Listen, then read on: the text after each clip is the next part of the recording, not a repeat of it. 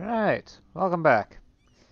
Last time we've been mainly dealing with the aftermath of the conquest of Mexico's coastline. That's going to take some time to clear up though.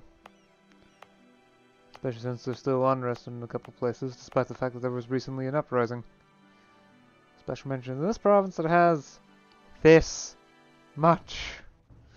Still has 15 despite the -20 from recent uprising. This province is going to be a flashpoint for a very long time.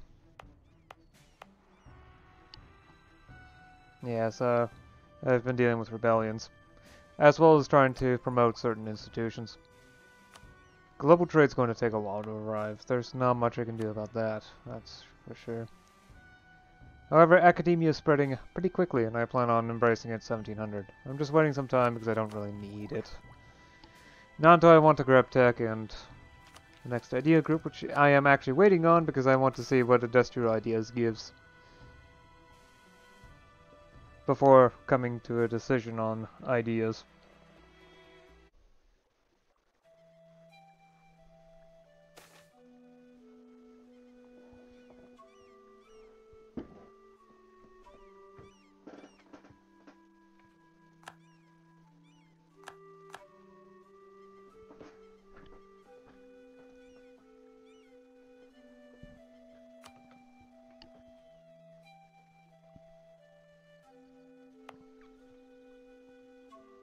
Yep, still having citizen service in Key. Let's see if there's anything interesting I can do. What I'm willing to do. Ooh, yield concessions to ancient liberties. Quick and easy, I don't need that prestige or centralization. Yep, I've maxed out again. And to be honest, even if I removed my centralized estate, the resting point will still be at 100. It's just that high.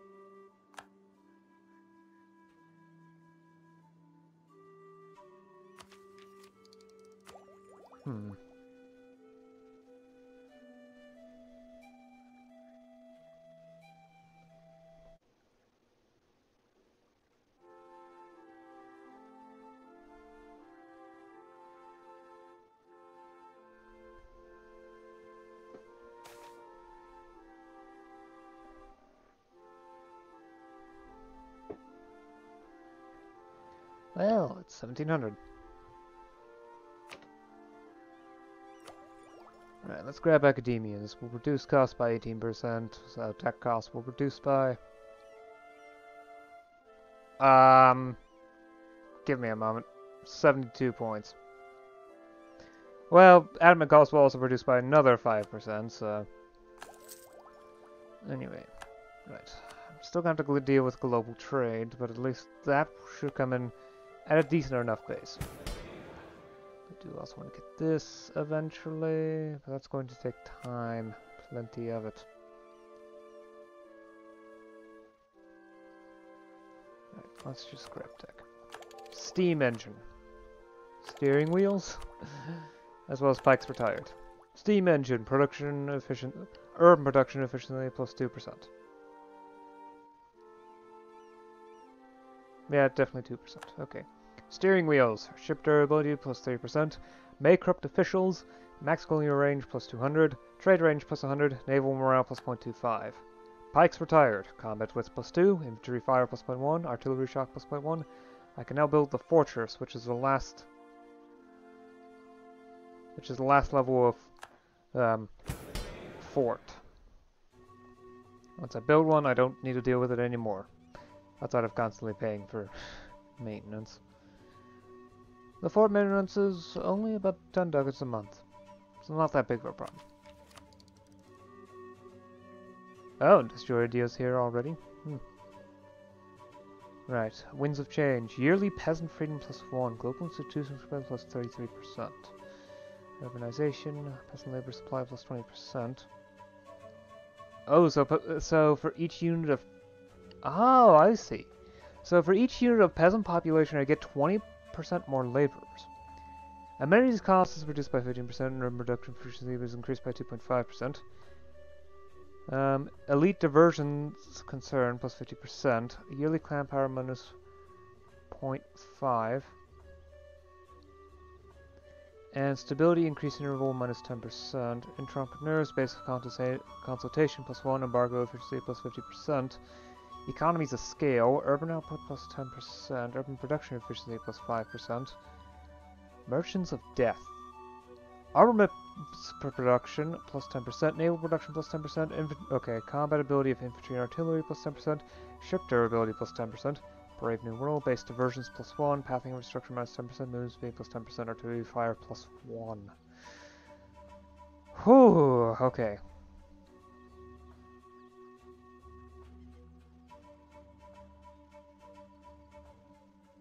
Oh yeah, we're going industrial. Oh, okay, so there's a bit... It's a bit off, but it should work. I can go through the whole thing without problems. Winds of Change. Okay. This might take a while to read, so I'm just gonna... do this. Yeah, this will just cause our military boost. Outside of making the aristocrats a lot angrier. And it's gonna cost legitimacy and stability. As well as quite a few mill points. Oh well. Enact reforms.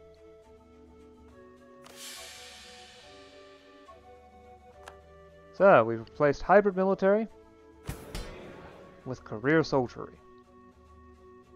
Next will be bureaucratic administration. So yeah, enable +5% movement speed, -10% land attrition, +10% manpower recovery speed, and 5% army professionalism, although I don't know what that means. Does it just automatic? It does not look like it automatically raises it by 5%. Maybe it increases the resting point? I don't know. I really don't know what those values mean, so... that last one. Why it's even in there. Anyway, the winds of change. Seeds blown across the wind. Visions of change and turmoil. Of lives upended and terrible evil only destroyed at great cost. But also of sickness nearly banished. Of the world united like never before. And of those called poor living as kings. Change is coming. Let us hope we are not the status quo. Yearly peasant freedom. +1. Global institution spread. +33%.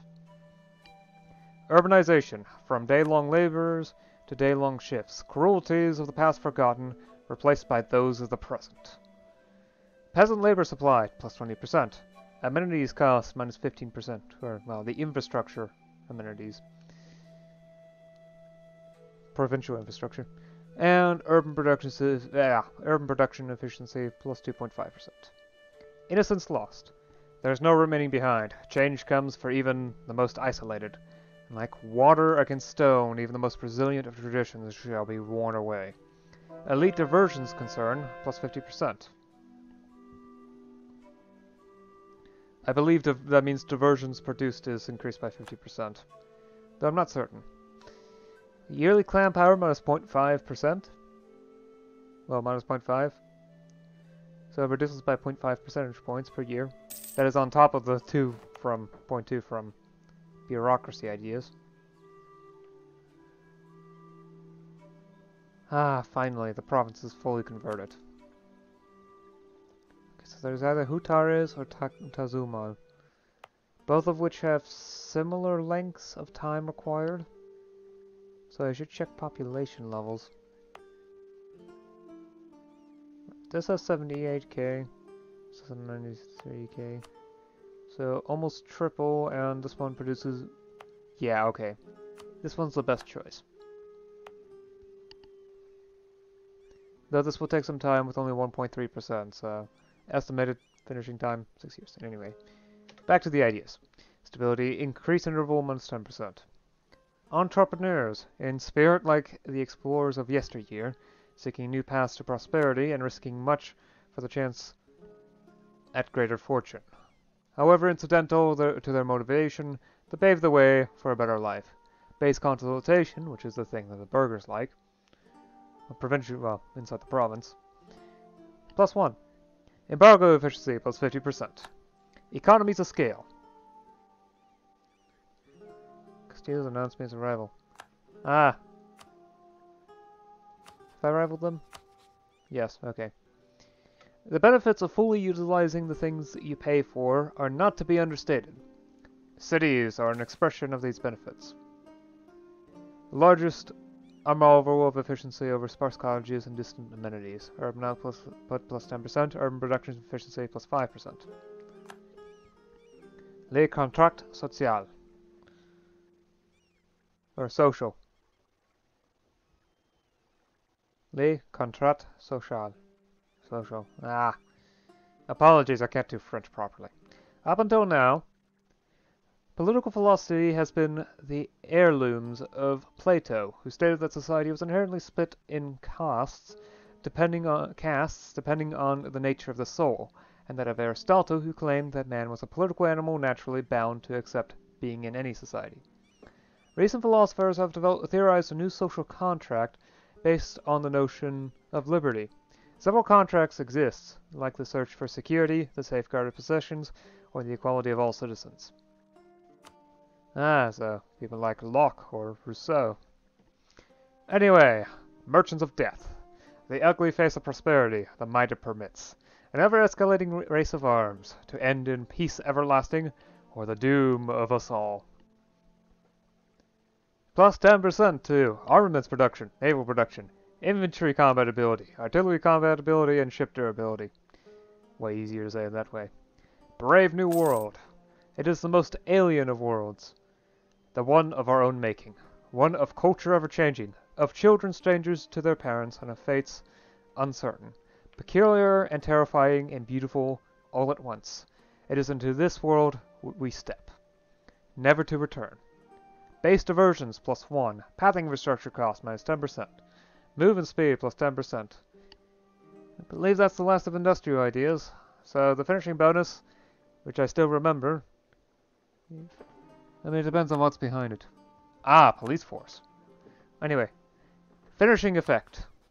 Artillery fire +1. So this value right here. So my artillery is now 20% more powerful in the fire phase. I also unlocked the police force, which I presume goes into here, which helps with... Well, I don't need centralized estate, so... The police force will help keep me stable.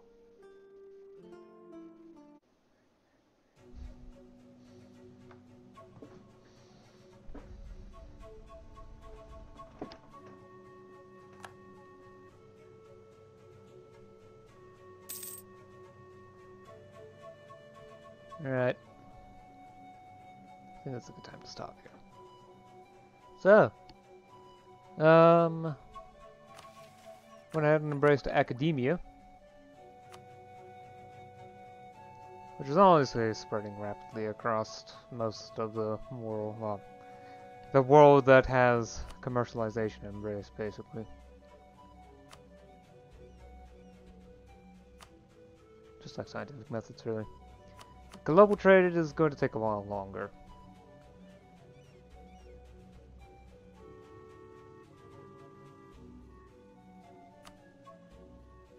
Odd. In order to start getting global trade, you need commercialization first. Theoretically. I guess that is outdated text, so global trade can get anywhere. No, invention okay, provincial spec requirements, legalism, and commercialization present. Ah. Okay, so yeah, outdated text. Global trade can go anywhere.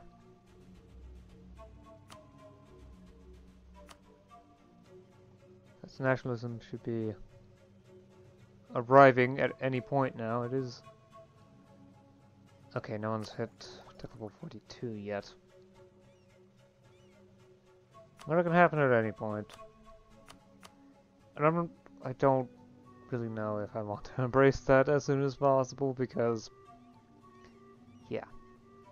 Personally, I'd rather wait. So yeah, embraced, went to tech level 41, grabbed industrial ideas, went all the way through them. Because they're quite nice, lots of powerful buffs actually, even if somewhat distributed. For example, my peasants constantly gain freedom each year, although, well, 1 point of freedom each year. Although that's not as great as the one I could get from this, free peasantry. However, I'm going to need more executive authority for that one. Yeah. State reach has also been difficult to work with. Although, it's getting there. I've been increasing it again through specific efforts in order to get to 80 again. As all the new conquests tend to have mid to low state reach, because combination of most countries aren't as hard on the, or well, consistent as I am when it comes to rising state reach. They may just do an interaction that increases state reach and then ignore it and then do it again. Well, just directly increases state reach rather than increases over time. Now I've also been doing specific reforms to make it so that it's a passive effect. So I'm no longer constantly doing expand the bureaucracy. Instead, I just wait, just leave it be until later. Yeah. Also, I've gone ahead and gone to career soldiery, mainly because it improves the stats of my troops.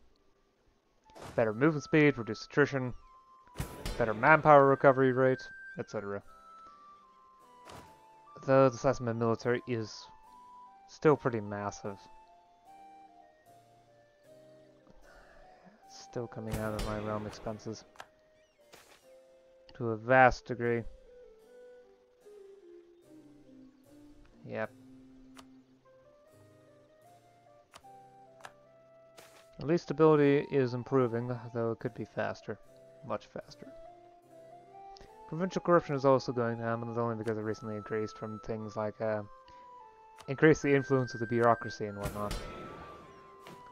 I think I might also be able to reform the military. No, that's regional. Oh yes. Because if I now got career soldiery, I can go to this. Centralized regional military. Which increases army professionalism, yearly army professionalism gain by 0.5%. I have managed to annoy the nobility in doing this though, so... But there's not much here that I'm willing to give them. I want to avoid increasing their power too much, especially since I do want to eventually do this. I'm going to need to put special effort into doing so. It's definitely going to take a while though, and I might actually get to the point where I can get, improve the tax services. Well, tax collection. Even more so than previously. I do have the academia institution now. All I need to do is get universal law, which I was planning on doing anyway. Along with potentially depoliticizing the civil service, although it's definitely one that doesn't really need to be done anytime soon. There's also, eventually, going to be rotating 10 years. I probably should do a literacy test at some point. As well as better wages to further reduce the effects of corruption on the provinces. And more specifically, my tax collection. I have, however, been doing a good job of converting religions. Well, the religions to provinces. For example, I finally got this province through. So religious unity is definitely doing a bit better now. It's increased by a few percent. So now I'm focusing down here. On these provinces.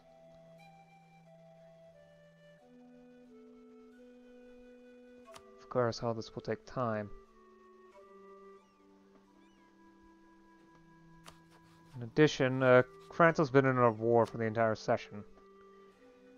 So, among other things, so they have quite a bit of war exhaustion, and they're 3,400 ducats in debt. So I am approaching, so they are approaching the point where they're willing to leave their colonies behind in case I were to declare war. I don't know that much about the inland, actually. Still, there's almost certainly a lot of territory I can definitely just grab as I please. Should that occur, it would be nice to finally have these areas connected to each other. These disparate areas. Although, well, I might go further up in Alaska, but honestly, this is probably the furthest north I'd be willing to go.